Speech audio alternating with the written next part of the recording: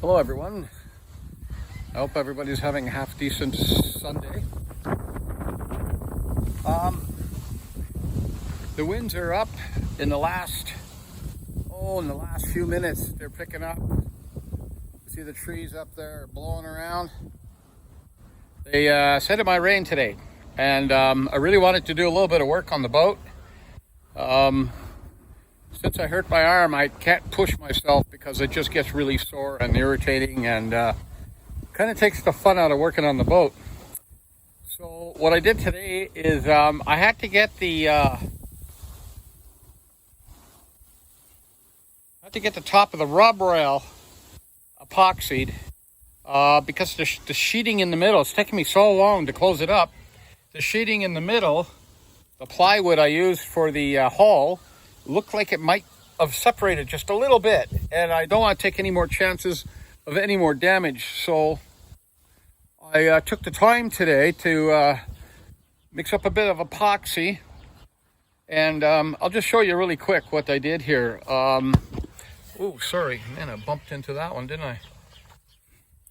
It may not even rain, but I didn't want to take a chance because I have to cover this boat up because the inside is not all done epoxied yet or sealed up. So every time I work on it, I got to throw this tarp back on it.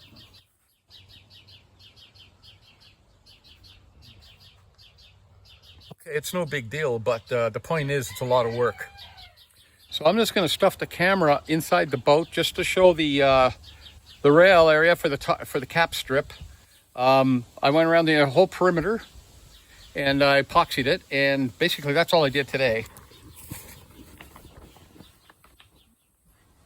Now I epoxied the top, I epoxied the inside and underneath, all the way around there. See that? And there goes my dogs. You see that? I hope you're catching this because I can't see what I'm filming. Okay, so the plan here, I've had some people ask why I have double 2x4s. I wanted to raise the floor up so I can insulate the inside and walk on the top here. All this will just be boards going across here all the way to the front. The sides are going to be epoxy white to start, and then I'll figure out what color I want to paint them because I have epoxy white left over from the outside of the hull. So I went all the way along the sides. I went under the edge here because the top, you can see the plywood there.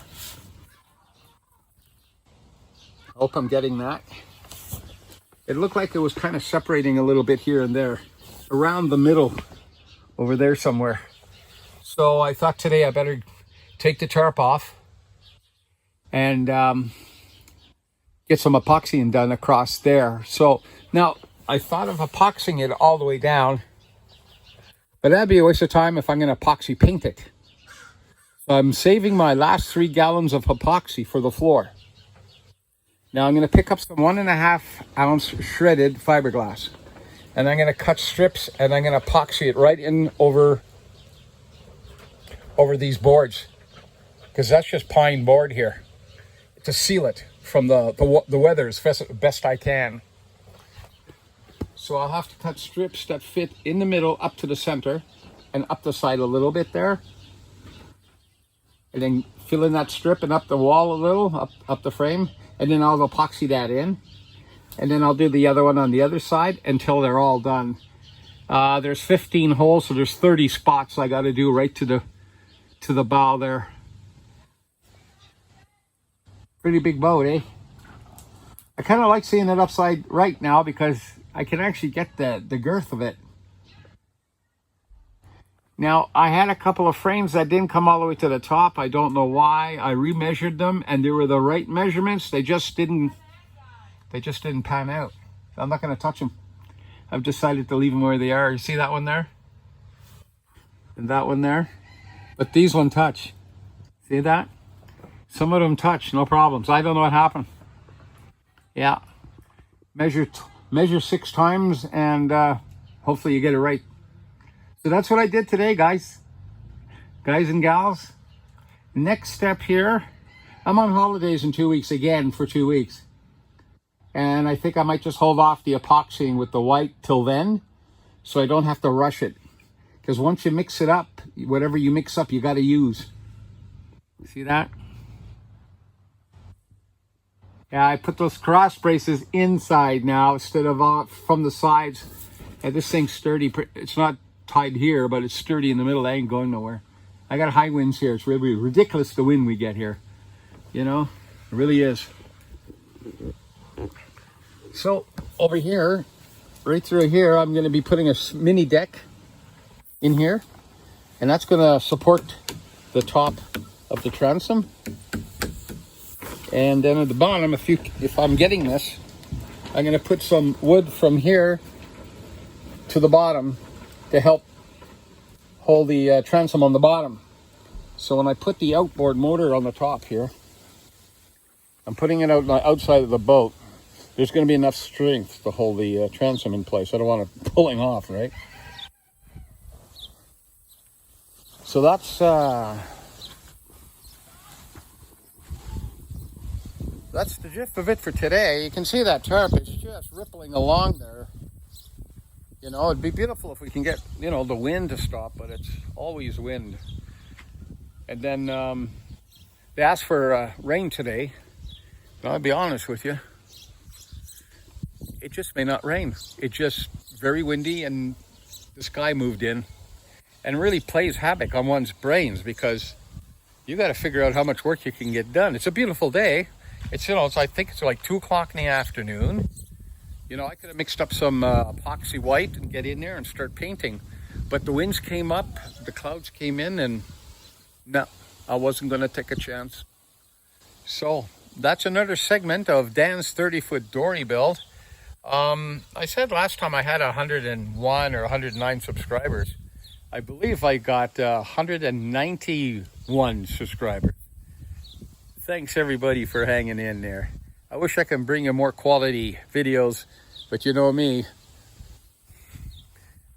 I think they just call it rough cut.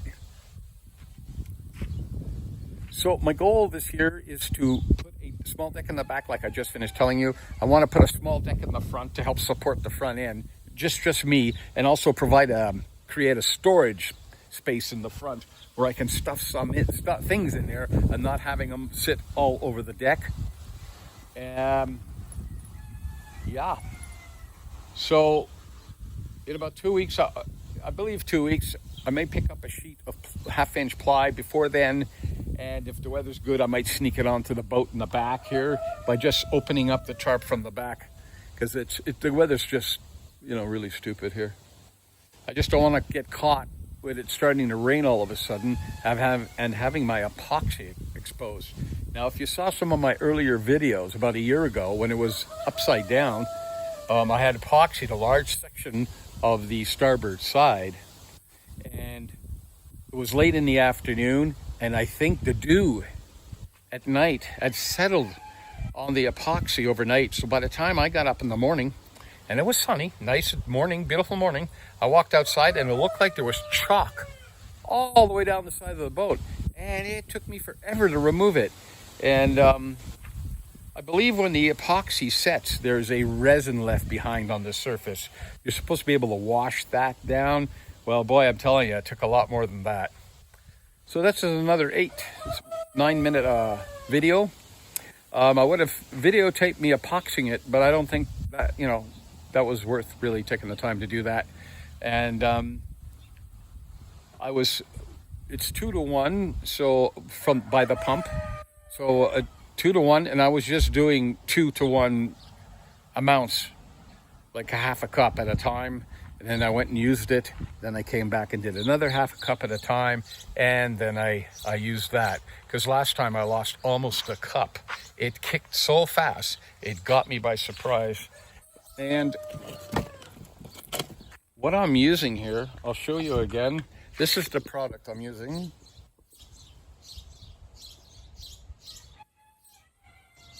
That's 2-to-1. And these are the little disposable brushes I use.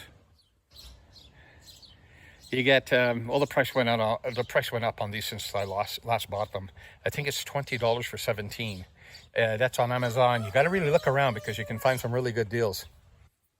Okay, so have a good afternoon. Signing out. Thanks. Keep on watching.